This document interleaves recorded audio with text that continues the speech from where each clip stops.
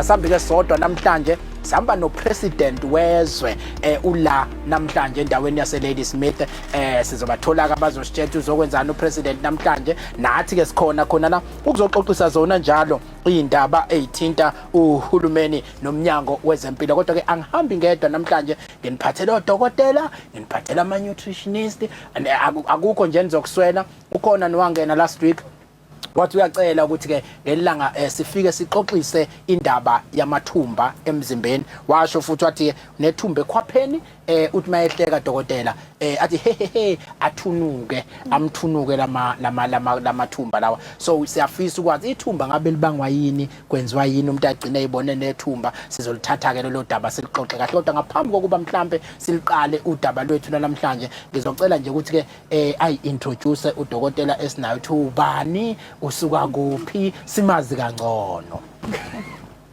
Ngiyabonga kakhulu. Igama lami nguNozipho Mabaso-Langa. Ngisuka eBergville endaweni yaseBethane. Ngokomsebenzi ngisebenza eMnambethi as clinical manager wakahast, but okwamanje ngibambele senior medical manager esibhedlela regional hospital. Umsebenzi omkhulu ke leyo senior into yabo nje, uyabona ayisikhulu esiphezulu ngempela lesi. Sinaye ke ne nutritionist yethu, bantu ababheka lapho uthi ke mawudla ufuna ukudle kanjani, upheke kanjani, basibeke esithombeni ukwenzakalani. Kodwa ngizocela naye introduce asho ukuthi ubani wakabani, usuka kuphi.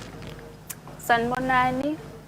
Igama lami ngiuNtombenhle wakachonco, ngiyi-dietitian ngowala eMnambithi, ngiqhamuka eVaiwoki, ngisebenza esibhedlela eLadysmith Provincial Hospital, ngiyi-dietitian.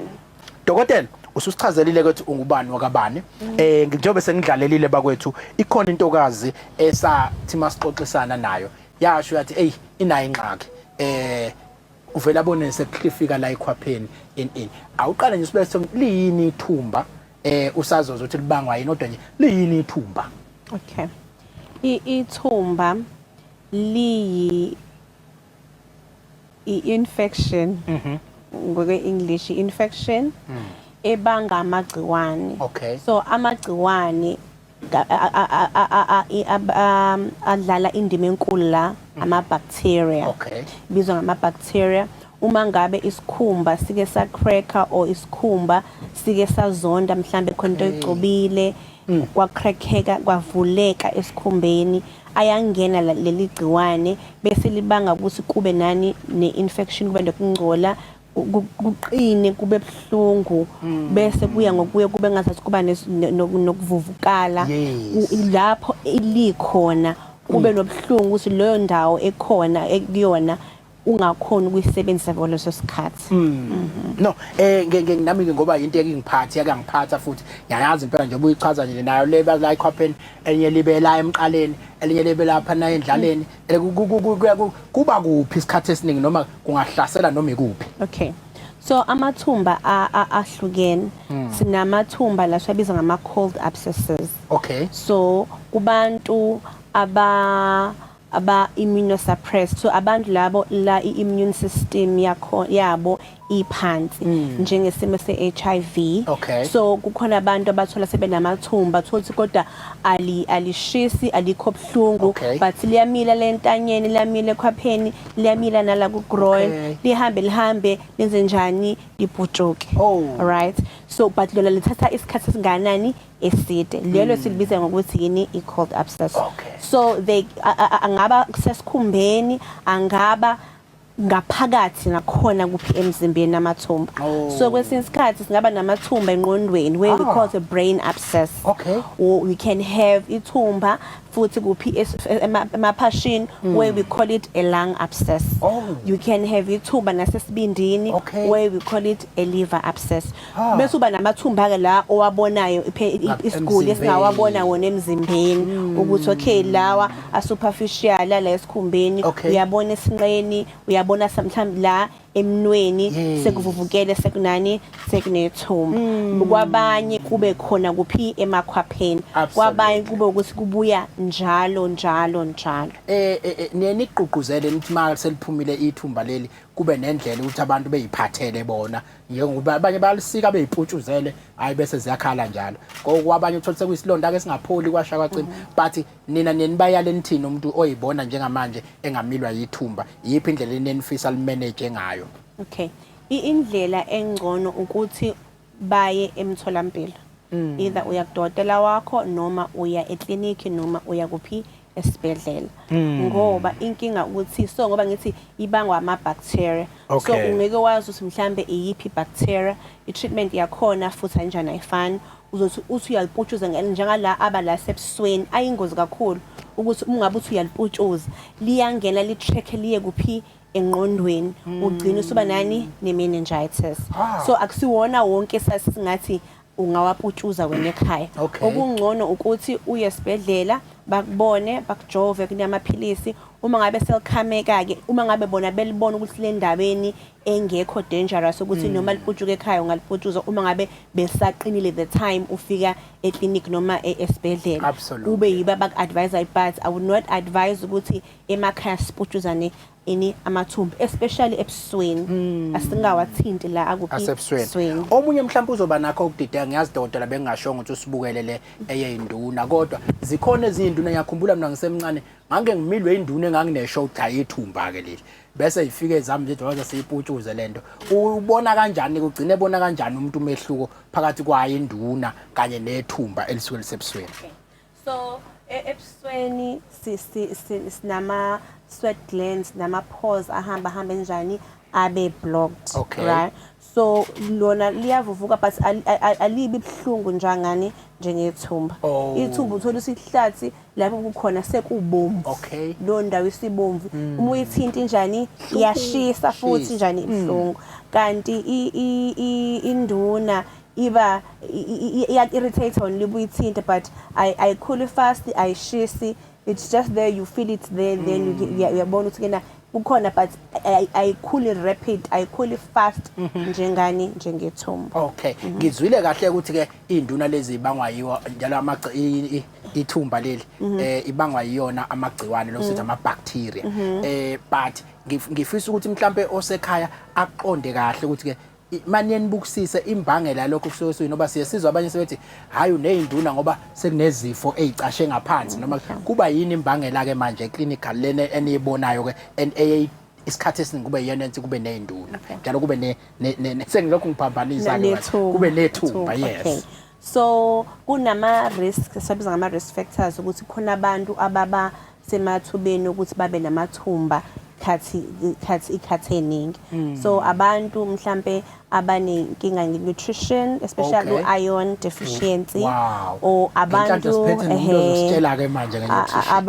aba immunosuppressed abantu aba HIV positive abantu abanoshukela sis advice abantu banoshukela ukuthi bangakhathi inzipho zabeduzane bangahlali eduze komlilo because immune system yabo njani ilow ayisheshe ukureact uma ngabe kunani kune infection abantu aba ku chronic renal failure ngaba abantu aba ku medication efana no chemotherapy bahamba radiotherapy or abantu aba ku chronic steroids lama drugs lawa ehlisa immune system ukuthi umzimba wakho ungakwazi ukuzivikela uma ngabe usuthola usune infection absolutely enye ke into engiyibone isikhathi esiningi vela kubantu abaningi ngoba usuthinte nenzipho uthi inganqunywe eduze ubona umuntu esenento ekuthiwa isitapamnwana ithumba but nalo kuseyithumba nesitapamnwana sesiyithumba nalo ilona lesithunda kangaka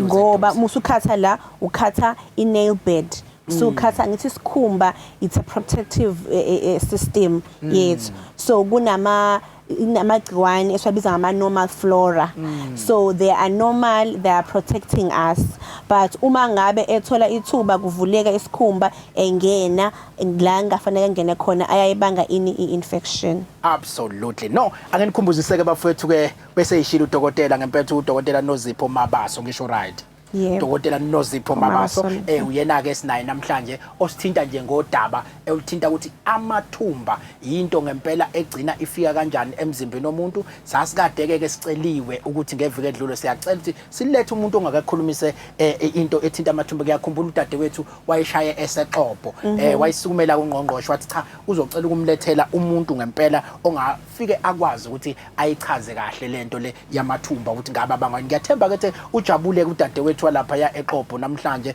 empendle noma eqobo ukuthi cha ngempela cha ichazwe kahle indaba yamathumba sizwa kahle namhlanje sesiyawazi asebenza kanjani. So ke mhlambe ke ngafuna ukubheka ukuthi ke i-message ke eniyeni idlulise kubantu abanenkinga yamathumba ingathini nanokuthi ke usuyivala le yamathumba ungathini umlayezo ngayo. Bengithanda uku-advise usisi uNtombenhle lo wayekhulume ngawo ukuthi akaye umtholampilo wangasekhaya khona bazomenza into esibiza nge-pass swab. I-pass swab bafike lapho kunethumba khona bathathe i-swab bakuthathe bakuhambise elab bayakuchecka bachecke uhlobo lwegciwane olubanga ini amathumba lokuthi abuye kuyena njalo bese buye besitshela futhi nokuthi yipi i-antibiotic esingayisebenzisa uma ngabe enaleli thumba ukuze akhone ukwenza njani ukutreateka. Siyabonga kakhulu. Kumbuza igama lohlelo Chat.gov.za. Into zami zethu ukuphithizela kancane la studio namhlanje sididwa amakhamera ethu sikhona la kodwa yonke into izolunge ngoba semukela inhloko manje yoMnyango esilapha phakathi kwethu ekuyiyona ezosithatha futhi sibeke ukuthi kungani sila namhlanje isizokwenzani la ngempela elentuzaneni kuleli dolobha esikulona ngoba kuye kube mnandi njalo ukuthi sihlale sithola ngabo abasuka khona eMnyangweni kwenze njani namhlanje sayithola sisakazela phansi eintabeni kumnandi kudelile kunjaya. Kodwa ke ake ngiyazi ukuthi ke sike satshelwa nangesifo lesekuthiwa i-hepatitis. Yabona ke into no-titis ngaze kuthiwa kwafaka o-titis nje thoma udokotela ungathi ansethini uvela ubhala uhliphi ngoba bese uthi tis egcineni uphasa ngamalengiso lapho ngoba siwazi ukuthi yonke into eyisifo iba notis lapho kufana nomuntu owumakhenika yonke into yakhona igcina ngotha into emoto athi ihuta i-indicator yabona distributor nomuntu oyishayela kuthiwa umjitha. So into zakhona nje zihamba ngotha nangapha ke kuthiwa mawufaka uthisi ngapha hlafafitis fuhluhlayitis konke nje kuyangena kwenzeke ngaleyo ndlela uzokusithatha kusibeka kancane kuyi-hepatitis kodwa ngaphambi kuba mhlawumbe singene kuyi-hepatitis ngicela sibingelele inhloko yoMnyango uDokotela uSandile Shabalala sisakwamukela ohlelweni. Asibingelele Maphisa, sibingelele kubabukeli, sibingelele nabalaleli, sibingelele kudokotela. Sibonene nodokotela kancane kodwa kashuthi ujahe ngapha akabange safuna ukungikhulumisa. Hayi ke senizoxoxa kahle ke manje ngiyabe nje nodokotela nobabili nami ngangikhona lapha emaPassage eUniversity la nanifuna ubhizi kuphithizelwa abanye babe bese classini thina emaPassage sibhizi. Dokotela mhlawumbe uzosatha usibeka ngcono ukuthi namhlanje size kule ndawo le sithola siphakathi kwemizi la usithathu sikuphi la ingani sila namhlanje sizwile kuthiwa nihleli lapha neqobo anyanisi nidla no president uqobo lwakhe namanje ngithe ngithi sukuma wathi hayi ngeke ngisukume ngiseceleni ka president manje ke ithini lento yokuhlala no president kodwa endaweni esemakhaya efana nale kwenziwani le namhlanje. Ingihluphile lento yakho Maphisa besaxoxa no president lapho uthatha kanjani izwe manje wasuyangisusa ke kodwa ke Maphisa upresident uzokhumbula ukuthi njengoba namhlanje ela akaqali ukuthi ahambele ama provinces. Absolutely. Into ayenzayo upresident uthi emva kokuba wenza i-budget speech yakhe lo esithi i-state of the nation address. Absolutely. Bese no premier enze i-state of the province address. Bese kuthi noNgqongqoshe ke benze nabo ama-budget speeches abo kube sekuphuma ke uhla lwezinto ekufanele zenziwe nezinto ekufanele ziprioritizwe. Uma sekwenzeke njalo upresident uba seba netool ke manje abheka ngayo ukuthi ziyenzeka yini lezi zinto.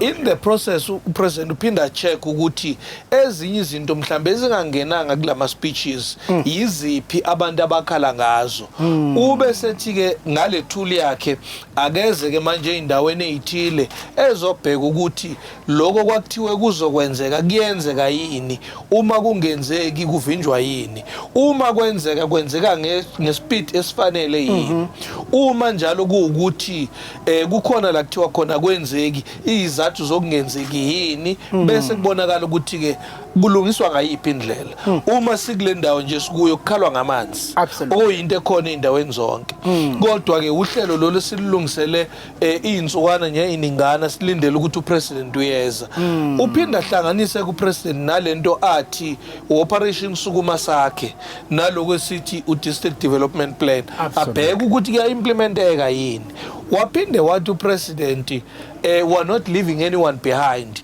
kwi-implementation thina eprovinsini sathi we are growing the province together. Absolutely. Now sithi uhulumeni at national level, uhulumeni at provincial level, nohulumeni at local level bayakwazi yini ukusebenza, bayabambisana yini kulokubambisana kwabo kukhona yini into ethi umphakathi uyabenefit kuzocheckwa ukuthi ngokomphakathi hayi ngokwama report aphuma kumaphisa ngomaphisa uzothi report yamna yinhle kodwa umufika emphakathini umphakathi ukuthi hayi asiyazi lento ayishoyo uzolalela lokho ku president ebese kusuka manje lokho akulunge lokho akungalungi lokho akusuke la lokho akuthathwa usibani bani. No, ngiyajabula ukuthi siyakunakho ukuqonda njengoba sila e-Ladysmith namaphethelo sizokwenzani la namhlanje wasithatha wasibeka kahle kakhulu esithombeni.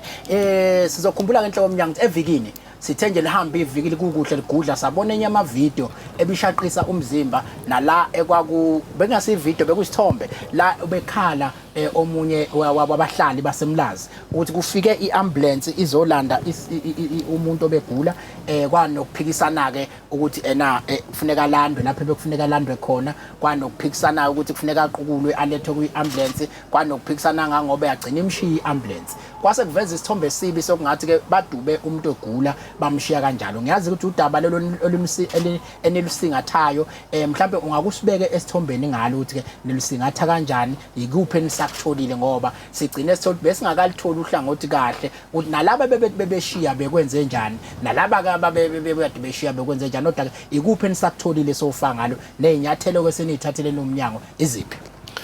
Maphisa ngiqale ekutheni on behalf of uNgqongqoshe wethu umama Nomagugu Simelane noMnyango wonkana sixolise nje kulo mndeni naye lo ophatheke kabi ukuthi kwenzeke leyanto sisazolandela udaba sithola ukuthi kahle kahle kwenzekeni esikwaziyo Maphisa ukuthi abantu bethu laba abasebenza ngama ambulance banayo indlela yokukuthwala ngisho engabe ukuphi ngakho kufanele ngabe uthathiwe lo muntu ngokwethu kodwa ke kuyenzeka Maphisa uthola ukuthi siwumndeni sithi uNtokoza akathathwa kasiwe esibhedlela uma sifika kuNtokoza uNtokoza athi ayangifuni noma ngabe uNtokozo ethi akafuni ngokwe assessment yethu sibona futhi ukuthi uNtokozo uphilile ngokomqondo okusho ukuthi akayona ipatient lesithi mental health patient asimthathi ngenkani ingakho sithe noma sizobamisa laba si-investigate ingoba sithathe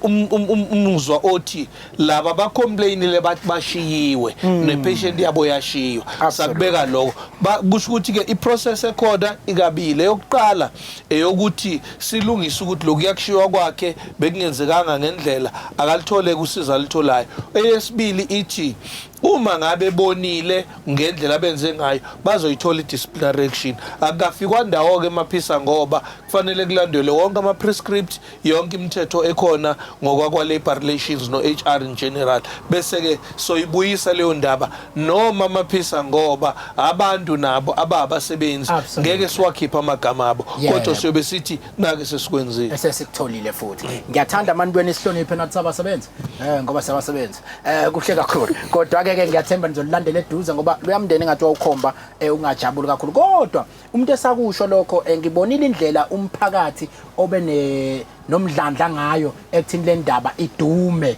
ibe sezingeni la elidume ngalo ngase ngifisa kodwa nami emqondweni wami nje omncane ngoba ngihlala njalo iviki neviki ngiyithola ama message asuke vela kulabo basuke ema-ambulansini besho ukuthi-ke sekuphinde kwabanjwa enye i-ambulance eMlazi bashawa abantu bethu baboshwa bathathelwa imoto kwahamba kwenziwa into. Ngiyafisa ukuthi umphakathi waseMlazi ukuyisumele futhi-ke nangendlela efanayo indlela yokuhlukunyezwa kwabo-ke manje abasebenzi bethu la abashayela ama-ambulance. Maphisa ngiyaye ngithi sathi uma ngabe kuvotwa ngo-1994 sathi sekubusa abantu. Absolutely. Okusho ukuthi izinto ezikhona zikahulumeni izinto zabantu. Umuntu kakwazi ukuthi angayekelela into yakhe iyonakale. Ngikhulumela la njengoba wenza umzekelo ngama-ambulance. Akuwona kuphela ama-ambulance ethu asilahlekelayo. Iy'moto zikahulumeni ziyalahleka. Ey'bhedlela zethu kuyebiwa. Ngesinye isikhathi uma kunezinto ezenzakalayo kungena abantu benza izinto ekungafanele zenziwe ey'bhedlela. Esibagqugquzelayo ukuthi abantu abayi-own yonke lento esithi into kahulumeni. Okokuqala, okwesibili abasebenzisane nathi. Akekho umuntu osebenza edepartment ka-health ozenzela nje ukuthi ingoba ngiyasebenza wenzela ukuthi usizo lube khona. Angenzi example Maphisa uma ngabe kuthiwa ama-ambulance awu-16 la kule district yasothukela bese siwantshontsha amabili. One, angeke Maphisa uyisukele kwaNongoma uyontshontsha ambulance othukela kungekho umuntu wasothukela owazi. Okusho ukuthi abantu basothukela bayiyekelele le ambulance yahamba. Okwesibili, ngeke futhi usukujabulela ukuthi isihambile le ambulance kugula umama ekhaya bese sithi hey ukuthi ama-ambulance ayashoda wena ubuwazi ukuthi iyakhendlwa i-ambulance endaweni ethile. Ngakho sithi siyacela ukubambisana nabantu nomphakathi wonke ukuthi le property kahulumeni asiyivikele yonke siphinde sivikele nabo abasebenza uqobo lwabo. Kodwa futhi siyafisa ukuthi engathi njengoba sikwazile ukuthi lolu daba silidumise olwenzekile olubi lulodwa nezindaba ezinhle sizidumise nazo ngoba lokho kuyaba encourage abasebenzi bethu. Hey ungabusasho ngoba vele sesithi abangena la kwi-Facebook page yethu KwaZulu-Natal Department of Health bayangena ke bayagijima nangu Petros Zuma uthi ngifisa ukubonga sonke istaff saseCaluza Clinic ave bebephatha kahle noma kukhona lokho nalapha yangenxa yencindezi yomsebenzi ababhekene nawo kodwa nje igula ave beyiphatha kahle. uMantengu Ntuthuko Enkundusi uthi ke enkosi Danko lapha ku Sister Nyawo Enkundusi Clinic hayi uyawushaya umsebenzi lo wamama. Ayizobona ukuthi bakhona abancomayo ingakho ke masebeletha indaba esike sibonke zinegative sisukumela futhi ngejubane ngoba abantu bakwaZulu-Natal bayancoma la kufanele bencome khona kodwa futhi la kufanele begxeke khona bayagxeka. Sibonge ke kuleyo ndawo. Ngiyazi ke ukuthi ke evikini sikubone futhi ushushumba lapha yana ezagcwala udaka imoto ubheke ethula sizwe esibhedlela kwaceza nami ngithemba ngihamba lapha ngikulandela ngabona ukuthi hayi cha kuyahanjwa impela. Safika lapha kaceza ke wawusuxoxa ngoba engazi ukuthi ke benamba noNgqongqoshe nizwa engathi kunamahemhemu athi bayafisa abantu ukuthi ke ingavalwa le ndawo ngoba bekuney'nsolo zokuthi ngathi izovalwa but mhlawumbe awusibeke esithombeni ukuthi isiphi isinqumo enifike nasithatha manifika khona yini ezokwenzeka njengamanje lapha ya ethula sizwe kwaceza esibhedlela. Maphisa udaba lo lesaliqala ngo-2014 la sasithi khona senza into esithi rationalization la esibheka khona ukuthi iy'bhedlela ey'thile kubaluleke kangakanani noma kusisave kangakanani ngokweyimali namanye ama-resources ukuthi zingaba nama-management angafani. Sithathe isinqumo esithi lesa sibhedlela ithula sizwe noceza bazoba ngaphansi kwe-management eyodwa. Kodwa okuphathe kabi uNgqongqoshe yiloku obese kuthathwa manje kwenziwa nento eyipolitiki ukuthi uNgqongqoshe uzozivala lesa sibhedlela akukho ma-services azotholwa abantu baleya ndawo engazange kakusho uNgqongqoshe lokho. Isinqumo ke siphumile Maphisa sithe vele iklinikhi ebizokwakhiwa izoqhubeka yakhiwe kodwa uNgqongqoshe usethe manje asike sibone ukuthi khona indlela yokuthi sisheshise ukuyakha leya clinic ama-services abantu bawathole. Wasephinde ecela futhi ukuthi laba abashumayela ukuthi iklinikhi izovalwa cha bayikhulume kahle into ukuthi akukho ama-service azovalwa ama-service azoba khona kodwa into yokuthi abantu abane-TB ukhumbula ukuthi leso sibhedlela kwakuyisibhedlela se-TB ngakho labantu abane-TB uma bedinga ukulaliswa ikhona indlela abazolaliswa ngayo kule siyasibhedlela okwamanje kodwa later kwezinye izibhedlela. Kodwa into esikhona manje ithi uma une-TB sesiyakwazi ukuthi sikwelaphe nje usekhaya, asekho isidingo sokuthi ulaliswe. Kodwa ke kuzokwakhiwa iclinic, iplan yakhona ibisikhona, ibudget yakhona ikhona, kuzoqala njengamanje uMnyango within i-department ubizwa nge-SCM ubhizi nokuthi ubone ukuthi konje kungenzeka nini konke lokho. Ngalesikhathi kusenzeka izobe iqhubeka iservice kubantu kule park home ekhona ukuze wonke umuntu odinga usizo akwazi ukulithola. Kanti enye decision ethathiwe ithe iclinic yalapha isebenza ukusuka ekseni ngo7 ivale ngo4. Bakhala abantu bathi emva kwa4 kuba nezinkingana kwase kuthiwa ayawandiswe lama hours ayofika ku7 ntambama bese kuthi emva kwaloko bese kulindwa ukuthi uma ekhona ogulayo naye athendwe. Esingakucela ebantwini bakhona ukuthi umuntu angayiyela yothi nje uyazi ukuthi nginomkhuhlane afike ngo7 ngo9 ebusuku athi aninginika umuntu omkhuhlane noma athi nje ngizocela iphilisi elilodwa lekhanda akube ama emergencies ngaleso sikhathi ebusuku. Ngangudadele inhloko yomnyango singasalitholanga ithuba lokuthi siyazi le ngokwe calendar ka health inyanga yamadoda phinde futhi ke ngokwe calendar ke yase South Africa uJuly uzoqala futhi ube inyanga yamadoda kodwa ngoba kwa health bekuJune inyanga yamadoda. Ungathini umlayezo ke odlulisa emadodeni ngihlela nguzu wabiza amadoda lapha eMnyangweni uwabize bese ke khona amanyeza futhi ke imathena thina sazi noma siyeni noma singayi yebo kodwa ke sengisholo ukuthi ke ithini into yamadoda njengoba kuyinyanga maphisi uzokhumbula ukuthi sisanda kudlula phakathi komhla ka20 nomhla ka23 kuyo lenyanga bekune South African AIDS Conference.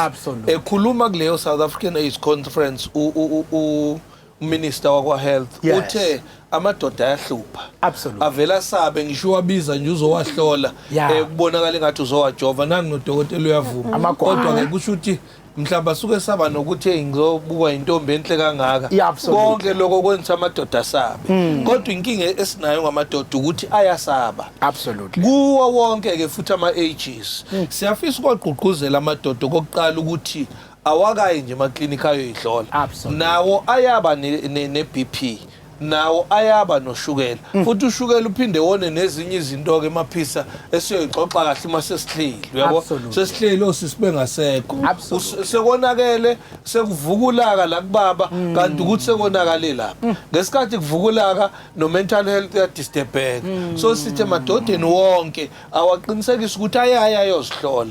Enye into esihluphayo ngamadoda i-cancer ye-prostate i-cancer ekulula ukuthi umuntu aphile nayo. Ngiyenza imizekelo emibili ke emaphisa. One uNelson Mandela ushona nje i-prostate cancer wayidiagnose esesejele. Ututu kwaba into efanayo wahlala nje waphila nayo. So uma uzinakile early kuyakwazi ukuthi uphile nalezi zifo kodwa sikugqugquzela kubona ukuthi bazinakekele kodwa futhi siphinde sicele utshwala buzokuphela emhlabeni busazokhona nje esiloku sibshaya sipthinte uma ufuna futhi ukubushaya on the rocks without ice uzobuthola kodwa akungabi yona into esigxila kuyo ngoba nayo inemthelele emibi esibindini nike nakhuluma ngo-hepatitis utshwala buyangena futhi nabo lapho zonke lezi zinto zenza ukuthi sithi emadodeni awakayinakekele nje amadoda ngaso sonke isikhathi kodwa ke sithi amadoda phela noma sikhuluma naye igengele ama-males asencane kusuke kuseyabafana nabo bayinake sibakhumbuza ukuthi uma usemncane bese ubushaya nje uqhubeke kaningana hayi buyazenzela ikhehla utshwala bese sikubona ukuthi ekwazi wamdala untokoza abuza konje lo mfana sasifunda aphi naye kanti hayi usela eprimary ngakho ke nendlela esiphuza ngayo kufanele siyibheke futhi khona lezi iphuzela ukubuqeda ke ngathi nje zifuna ukubona bungekho iSouth Africa yonke kanti budala utshwala lobu. Hayi ke siyabonga kakhulu nami sengizobiyeka dokotela mase kusho wena suke sekusho ukugcina. Ngiyithande le oyothi mawikhuluma ngiyathemba i-dietitian yethu izoyithinta nayo khona le uyithinta ethena zonke lezi zinto ezimnandi olimini mase ingena ngaphakathi isikhathi esiningi ziyademeja. Manje mina into emnandi angisayibheki dokotela makumnandi ngithi hey ngibaleke ngibe mfishane ngifunela kubi nje Makukubi nje hayi ke ngihlala lapho ke. Ngiyathemba wangiyala kahle. Kubi ke kodwa masufuna zonke izinto ezimbi ngoba angithi manje umuganwa kanti uganwa yabona uyasihlebisa kanti asithanda ukuhleba. Okubalekile emaphisi ukuthi i-taste igcina olimini. Okay. Emva kolimi ayisekho i-taste. Umzimba ufuna i-taste, ufuna ama-nutrients. Manje wena umuzodla udlela ukuthi ngijabulisa ulimi, aluzojabula ulimi. Kodwa la ngaphakathi bese ibhema ke emva kwalokho. Ngiyayithanda inkinga iba lapho. Cishe ngageja ngoba ngibe sengibuka nomuntu omubi nje ngishone lapho kodwa ke sengiyabona ukuthi hayi uyangibuyisa manje cha iphela lapha limini. Ake singene kwi-hepatitis. Ngiyathanda ngoba niodokotela nobabili ngizobuye ngithi dokotela ubusaza nayo ke into ye-hepatitis ukuthi iyini hepatitis abantu baningi uthola se-check igazi wenza yonke into bese kubuya kuthiwa nje engathi hepatitis ngathiwa khona oqala khona wesibili khona wesine khona wesi5 awusibeke esithomeni iyini hepatitis. Okay, i-hepatitis it is inflammation ukuvuvuka kwesibindi. Oh yes. Okubangwa izinto ezahlukahlukeneke. So it can be kungaba infection. Absolutely. Where most of the time kuba ama-virus. Okay. So sithi hepatitis A, hepatitis B, C, D, E. Oh yes. Bese kungaba njengoba umphathi wami seshilo ukuthi alcohol or sometimes poisoning. Okay. And it can be drugs again. It can be like overdose of ipanado. Oh. Mhlawumbe umuntu zama ukubulala phuza ipanado overdose or uphuza idose udokotela angayirecommendile idose enjani high. Other drugs that amanje njenga TB drug mhlawumbe TB drugs mhlawumbe uqale ini ama TB drugs usubona amehlo senjani aseyelo.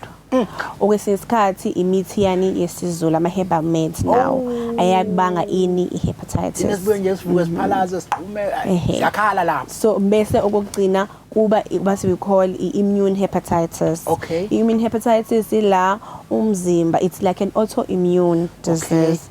So ila umzimba fighter wona. So kune dysregulation ye-immune system. So bese uthola ukuthi kena ama-antibodies attack ini isibindi. Cabeni ubenge lapha awusuka madoda. Mina nje ngivele ngiyibuyisile kanjalo kosekhaya ngoba masuyisa lapha nivele indize kakhulu kanti kusose kuxatshenwe lapha umzimba usuyalwa nawo uqobo lwawo. Ubani kosengcupheni kakhulukazi hepatitis ukona ubususitshelile shame ukuthi nazi izinto engabanga otshwala nani but nje obani isikhathi esiningi cha ibona abasengcupheni kakhulu. Wonke umuntu angaba sengcupheni ukuthola ini i-hepatitis. Kodwa engithanda ukufocusa kuyo njengamanje i-hepatitis B ngoba uMnyango wezeMpilo une campaign ye triple eradication la befuna uku-eradicate khona ini i-syphilis ne-HIV ne-hepatitis B. I-hepatitis B itholakala ngendlela efanayo nani ne-HIV ngokuthi mhlawumbe ulale ngocansi ungasebenzisi ini i-condom. So it's a sexually transmitted. So nokuthi mhlawumbe bathi ke ubuthe isibindi esivuvukayo iya esibindini ucansi. So kwesisikhathi mhlawumbe unekhathi njenge-HIV nje uthinta igazi lomuntu onani one-hepatitis. So uyangena enjani uyakuwena nomama futhi mayekhulelwe ne-hepatitis uyakhona ukuthi enze i-vertical transmission anikezele ini umntwana azalwe senani esene-hepatitis. Umuntu ubona ngani ukuthi une-hepatitis? Yes. So kwabanye amehlo ayaba yellow. Kwabanye isikhumba silume umuntu sothi uyaluma uba ne-rash ngenxa ukuthi uyanwaya sibuza ngokuthi i-pruritus. Abanye abdominal pain isisu sibe buhlungu especially ka right kube buhlungu umchamo ube mnyama amakaka kwesisikhathi abe mhlophe. Absolutely. White. Abe grayish. So kuya isiba complicated ingozi kakhulu ngoba it can cause liver failure. Liver failure usuhanjelwa yini umqondo. Isibanga nenkinga futhi nasegazini. So coagulation yegazi. So uthola mhlawumbe umuntu usephalaza igazi or usebleeder easily. Seba confused what we call hepatic encephalopathy. Ingagcina enzenjani ikubulala. Egcineni uma ngabe ungaye esibhedlela enjani uyothola ukulashwa. I-chronic complication yakhona ukuthi it can also cause liver cancer esibiza ngokuthi cellular carcinoma. Yo. Yona ke hepatitis B ayona namhlanje lesemedunsa namhlanje ziyakhala seloma ayi ngizobe yabona lapha ku Durban July ngizobe ngibangene nje awuthula uthi ngibangene kuyocisha umoya yes ayiza nayo iyakhona ukulapheka ihepatitis B isifo esinjani esilaphekayo ngokuthi sisebenzisa wona ama-ARVs lawa ani HIV kodwa asebenzisa amanjani amathathu sisebenzisa amanjani amabili i-TDF ne-emtricitabine or i-TDF no-3TC so udokotela yakunikeza ka for 3 months a-check amagazi abona banjani uma ngabe udokotela sebonile ukuthi isiphelile egazini uyebe senjani esawastopha it's not a lifelong unless uma ngabe umuntu ku-hepatitis B uyakhona ukuthi ube nayo for lifelong ube i-carrier yani hepatitis B meaning wonke umuntu ongalala nayo wena ungamnikezela ini hepatitis B after 3 to 6 months of treatment itholakala kena egazini lakho isesekhona so chronic so i-treatment ungagcina usuyidla impilo yakho yonke ke nakhona kulebe kuthatha amagazi kucheck ukuthi nayo ine-viral load i-viral load akusiyani HIV kuphela so i-virus lesithoka ini viral load baliye bekuchecka ke ngabe uma complications emaningi siyasikuthumele kuphi ko-Grace nase-Albert sebaletha kuthina ke lapha enkosi sithi kubabuka sibakalazi manje ke uthi omunye ngoba uthi nawe lamaphilisi ayasiza lawa esuka edlelwa igciwane lengculazi but ke omunye uthi ke mangidla uprep mina uprep wona siyazi uprep futhi buvikele ngalama ungakangeni ngala uyalekelela yini uprep esimene esifana naleso uzokhumbula ukuthi usisi uthi for hepatitis B sakhuluma hepatitis B kuphela absolutely hepatitis B udla inhlobo ezimbili ezama-ARVs kanti ku-PrEP usebenzise intathu now lezi ezimbili ziba khona kulezi intathu okusho ukuthi ungathi uthola ukusizakala ngoka-PrEP ube futhi uthola ukusizakala ngoka-hepatitis B but iyafuna futhi ukuthi maphisa siyiveze ukuthi usisi uveze ukuthi uhepatitis can be viral can be bacterial as well, can be parasitic, but there is autoimmune, there is cancer related as well. Manje ngibalekela ukuthi ungathi make kwathiwa hepatitis besuthi hayi mangidla ama-ARVs ngiright kanti wena kufuneka uthole ama-antiparasitic medicines kokunye njalo if it's an autoimmune disease kufanele kuyocheck ukuthi what autoimmune disease is there bese kutreatwa that autoimmune disease bese ke kwazi ukuthi ibambeke so those are issues ekufanele hayi ngiyavuma hey wakrema kahle mfowethu uyawuthi usukhuphuka lapha ngabona wona ke manje kusemedunse manje uyayishaya lento uyayishaya wenza nayo cha ubecelile njalo nodokotela ukukhuphuka ngase ngimqoqa ngathi hayi unganyuka kakhulu ngoba sibuye silahleke mawusuthe manje uthi udika inhloko yoMnyango wathi uthi uyamisa uvela akuxoxe eMnyango bese ke kuphela umsebenzi no ngicela ke message mhlambe ke ongayisho mhlambe uthi nje kancane kule enye futhi ekhona bese ke usinika imessage ongayidlulisa kumuntu mhlambe usanda kuthola ukuthi unayo hepatitis ngamele ayiphathe kanjani enze njani kodwa ke ungayithinta na kancane lenenye makuthi khona ngizwe ngathi nithi nisekwenye khona enye elandelayo okay so kuzodependa ngokuthi umuntu unahlobo lweni lani le-hepatitis. Absolutely. But we do have a vaccine, hepatitis A. Okay. Hepatitis A, it's a self-limiting disease. So isifo esiphelelayo. Okay. Siya ngokuya unless kuba severe ke sekudinga ukuthi uyodokotela. Okay. But engithanda uku-emphasize kakhulu ukuthi we do have hepatitis B vaccine ukhona nakubantwana siyabajova abantwana. Okay. Bezalwa 3 months and 6 months. Nabasebenzi bahulumeni bayajova nabo to protect them from hepatitis B. So kubalekile ukuthi umuntu asebenzise condom ngaso sonke isikhathi ukuze athole ukuvikeleka. And kubalekile ukuthi sinciphise otshwaleni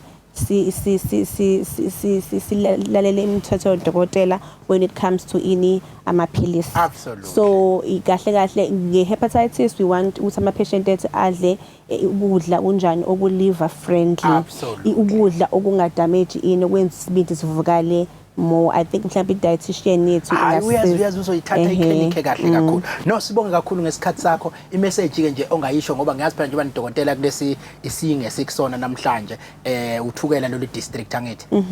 La i-district nabane message mhlawumbe niyenifisa ukuyidlulisela kubantu nje basothukela. Ingathi nakho usuthole abantu abangaphezulu ka7 million ukukhulume nabo namhlanje. Ingathini i-message eninayo Thukela enifisa bayazi abantu njengoba nihlaleni bakubona usuku nosuku. Ngingathanda ukukhuluma ne-youth yaseThukela kakhulu ukuthi siyathanda ukuthi bavikele, siya-understand isikhathi esiphila kuso ukuthi isikhathi sobumnandi kakhulu ngiyabonga the girl child, amen. Hallelujah.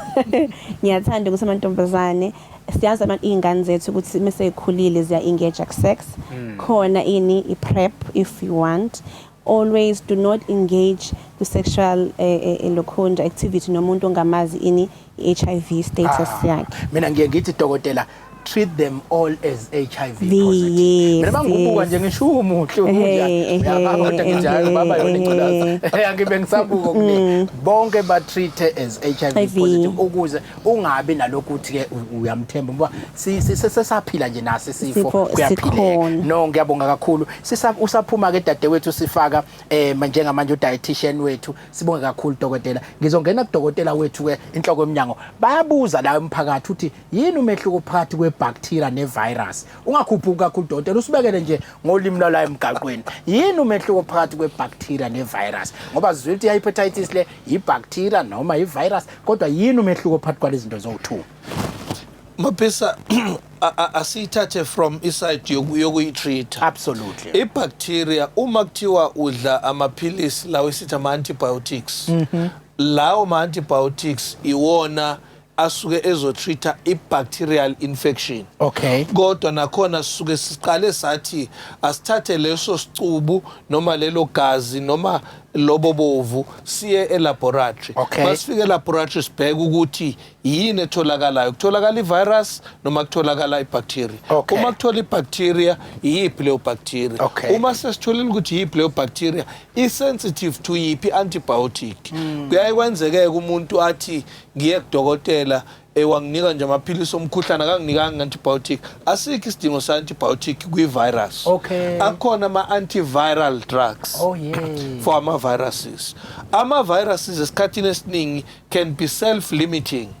Yingakho esikhathini esiningi ma une-virus uma une-flu sesithi hamba relaxa phuza amanzi idla kahle. Kodwa uma kuyi-bacterial infection kufanele sikunike i-antibiotic. Umehluko uba lapho kodwa siwuthola kakhulu lento scientifically uma sesiye laboratory siyobheka ukuthi kwenzeka kanjani. Into ebaluleka kakhulu for umphakathi ngaba yileyo maphisi. Sikhumbuze umlaleli igama lohlelo i-KZNHealthChatDotGov.za silishap khoma ke namhlanje sila i-Ladysmith kuthiwa yini le ndawo sekuyona? Emhlumayo sisemhlumayo ke emakhaya silishap khoma uhlelo yabo nje la isikhona kugcwele ke liyabhubha lapha ezantsi ngoba upresident uxoxa nomphakathi wasothukela district namhlanje kugcwele kuyanhlinhla lapha na kugcwele nabaculi ziyaduma ziyakhala impela khona i-Durban July yala enhlumayo lena abantu ke siyabona bajabule baxoxa nopresident bakhuluma zonke izilimi lapha yangaphakathi. uBrenda Thandeka Dlamini ku Facebook page yethu uthi danke ku Sister Khumalo clinic yaseMadadeni hospital impela uthi ayike ave baphatha kahle bese kuzothi lapha ngejubane umvuyo Nsimbi uthi danke kuZandile Mkhize uSister Jozela uJolu uSister Singh and umphathi uShozi lapha eSvananda Park Clinic for the good service uthi une service yena. Absolutely. Kuzothi lapha kuNtuli Gugu uthi ke weKwaZulu-Natal Department of Health please note I have a massage vouchers for you. Nonke nama healthcare professionals angiyazi ke lento lena ukwenza kanjani engaxoxi nanenhloko yoMnyango sesiphakayilethi la ngiyibheka ngayo nje qale ngenhloko ukuthi kuyimassage ake sibone ukuthi umassajana ngempela yini and then ke ungangena kwi Facebook page yethu KwaZulu-Natal Department of Health umncome esaphila umncome enze kahle ngoba sizama khona uqhuqhuzela njalo abasebenzi bethu ukuthi ke bekwazi ukuthi ke bazi ukuthi bakhona abasebenza benza kahle ize noma kwesinye isikhathi siyathola izinto esweyibika ukuthi ke asenzi kahle siuMnyango wezeMpilo kodwa kodwa bakhona futhi nabanye senza kahle kubona kodwa kulabo okungenziwa kahle kubona sinayo i-app enhloko yoMnyango esowayivula ethi bika sikusize uthi nje bika sikusize lapha ya kuma app uyayithola le app ungene bese uyalibika udaba lakho iyasukunyelwa ngaleso sikhathi kokunye ma inbox ile kuyona le Facebook page yoMnyango ethi KwaZulu-Natal Department of Health sibe sesiyangenelela ngejubane elikhulu nakuyona ke le kaNtokozo Maphisa SA Ntokozo Maphisa SA Facebook page uyakwazi ungene kuyona nayo futhi siyakwazi sigxume ngejubane sizama ukukusiza makuneyinkinga dadewethu sengenile ke ngelidi ijubane uNtombifuthi Chonco oyi-Dietitian wesystem futhi ngifuna usitshela ukuthi ubani yini dietitian umuntu owenzani nje mina ngeke ngitshethe i-dietitian umuntu ongadli ovele nje lokho ebuka edla amaqembe odla kancane but umuntu onjani i-dietitian uNtombedle Chonco i-dietitian ngesizulu uthi ukunyusa nje izi ngoba singaphandle la manje bathi abakuthole emakhaya uthi ukunyusa izwi nje ngesizulu besibize ngokuthi onomsoco oh yes abanye basibiza ngokuthi udokotela wokudla okay so u-dietitian ngiyalithanda lela nomsoco wena umsoco u-dietitian into akayenzayo sikhuluma kakhulu sibalula kakhulu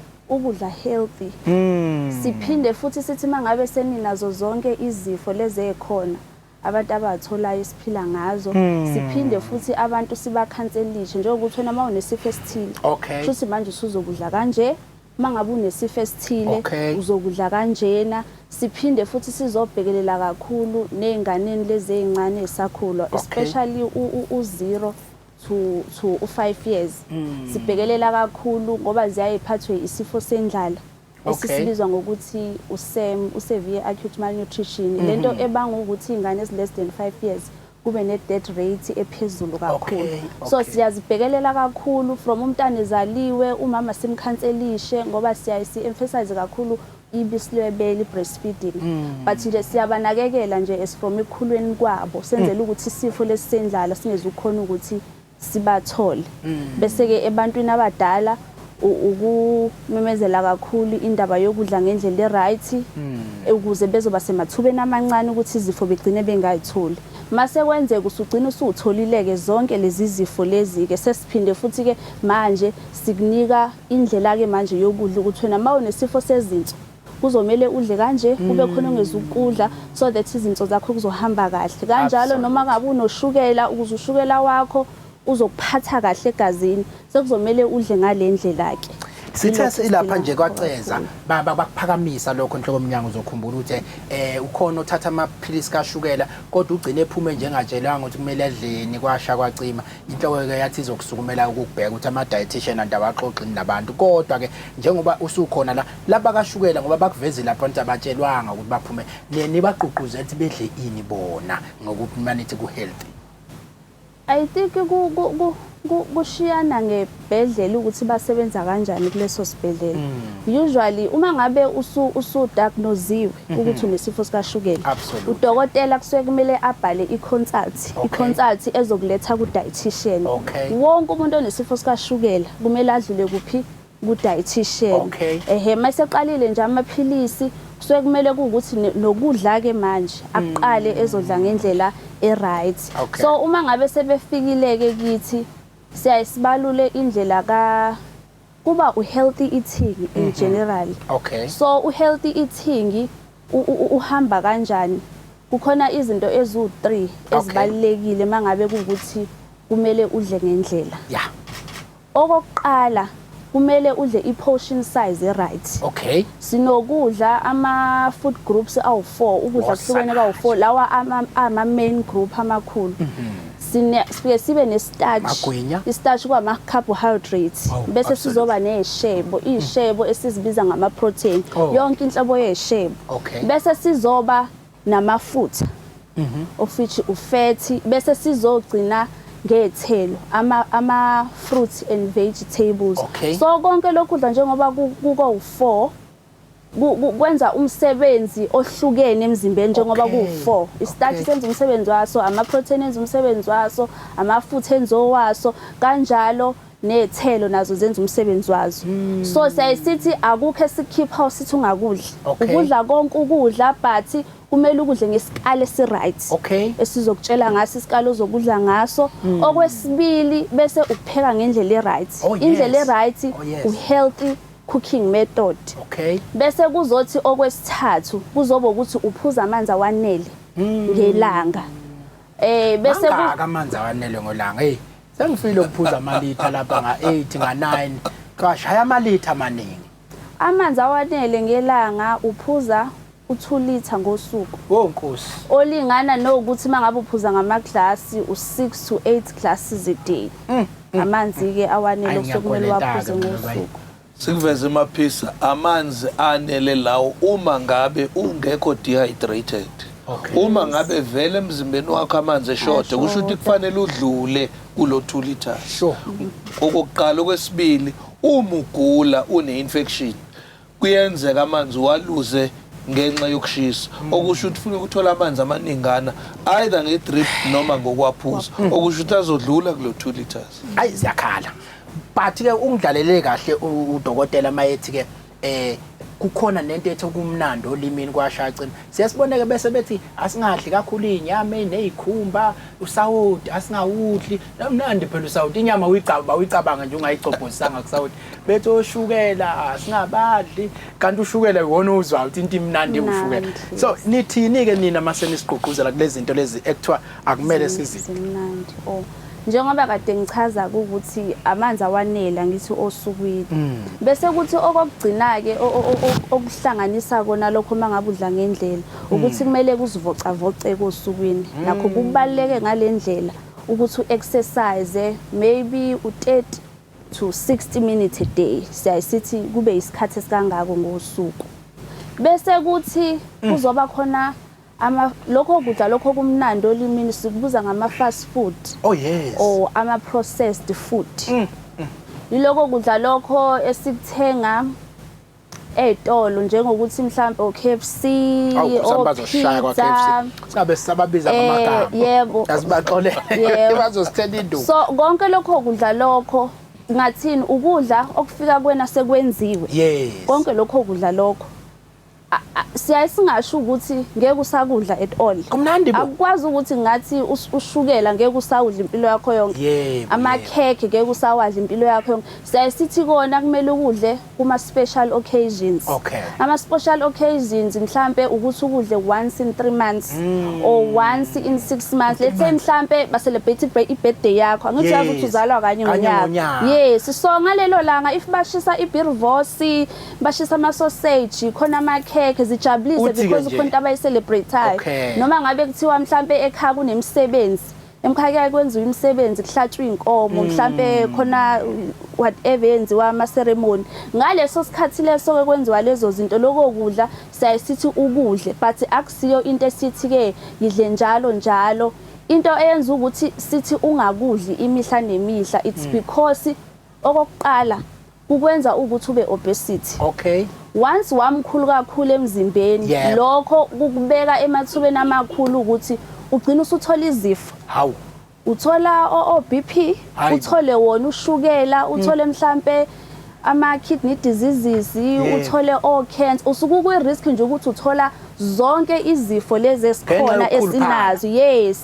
So kubaleke kakhulu ke. Iyaphambana lento baphela thina sikhulele emakhaya sizacile kuthi hayibo nange phepha kumfana yidla lapha khona uzokhuluphala mase sidla ke sesikhuluphele futhi kubuye siphindele sisha reverse.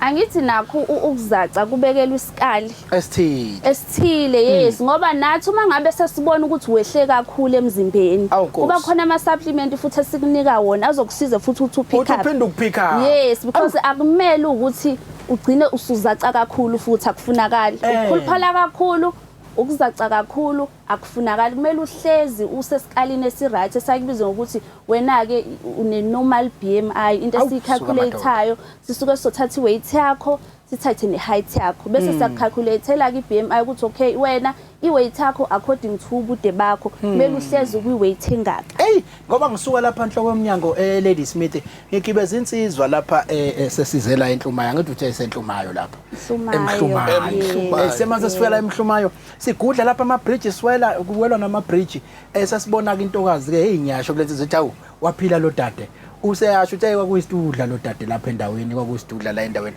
sengithi nawu bakithi ngase nje sengizwa manje ukukhuluma ngazo ukuthi babuye bebahlehlise bebuye bebesemuva bebasephambili nabebezwe beba mawusuhlehla bekusephambili ngiyangazi noma usekuleyo program une lo kade bemsho kodwa ke ngiyathokoza kakhulu ngakho ke sihlale i-message ke mhlambe yama minute engasekho ngakuthina i-message eninayo nje enifisa ukuyidlulisela abantu bala oThukela district kodwa ngoba usunenhlanhla ukuthi ukhuluma neSouth Africa ongayidlulisela kubantu base South Africa ngokuyiphatha ezintweni ethu ukudla ingathini. Mina ngingathi prevention is better than cure. Ngoba zonke lezi zifo lezi ezikhona zidala kakhulu ukudla esikudlayo. Uma ungabuka esikhathini sakudala babedla ukudla okunatural. Ogogo babe strong bengaguli. Be strong bephila isikhathi eside ngoba even if ungadla kahle udle healthy udle ngendlela uzivocavoce unakekele umzimba wakho lokho kwenza even namasotsha omzimba hleze strong. Okay. Ngalenkathi strong amasotsha omzimba akuvikela zonke lezi zifo lezi ukuthi ke ungatholi. Absolutely. So uma ngabe wena uzovele udle kahle uzoprevente ukuthi ungagcini usufika esigabeni sokuthi usuthola amaphilisi usuthola nomjovo usuthola zonke lezi zifo lezi ababalulile. So ukudla ngendlela kubaluleke kakhulu. Absolutely. Ngiyafisa nokuthola inamba yakho ukuze ubuye unginami ungichushise kulento zokudla ngendlela. Ngiyayithanda lento yokudla ngendlela. NjengoMnyango sicela usivalele uhlelo isikhathi asisekho ngakuthini. Asibonge Maphisa ngicabanga ukuthi umyalezo obalulekayo namhlanje ukuthi kufanele sidle ngendlela kodwa futhi kumnandi ukuthi udle ngendlela into oyitshale wena ekhaya i-advantage ukuthi udle ngendlela u-exerciseile awukhiphanga mali ngeke kulokukhala ukuthi angisebenziswa ngidlile kubalekile ke nalokuthi sikubheke bese ke futhi siyibheka leyo ukuthi ngesikhathi udla ngendlela ikhona izinto esizibala Maphisa sithi hey ungayisebenzisi kodwa uzobezwa ngelina bathi i-red wine is fine kuye ngokuthi ingakanani okubalekayo Maphisa esifisa ukuveza ebantwini ukuthi uhulumeni wabantu uyafisa ukubambisana nabantu ngakho kubalekile ukuthi lama messages wakhiphayo engathi bangaphinde bawathathe bawasebenzise bese emva kwaloko bakhumbula ukuthi uhulumeni usafuna ukuyiqhuba lento yokuthi abanike lonke lolwazi aphinda asebenzisane futhi nabo. Hayi kuhlala kumnandi ukulalela inhloko yoMnyango ngoba ivele kunyusela inothi mawulokhu uyibuza nawe kahle. Hayi ngiyathemba ke nami ngubuze kahle namhlanje kulolu hlelo asivalelise sithi kulungile ke bye.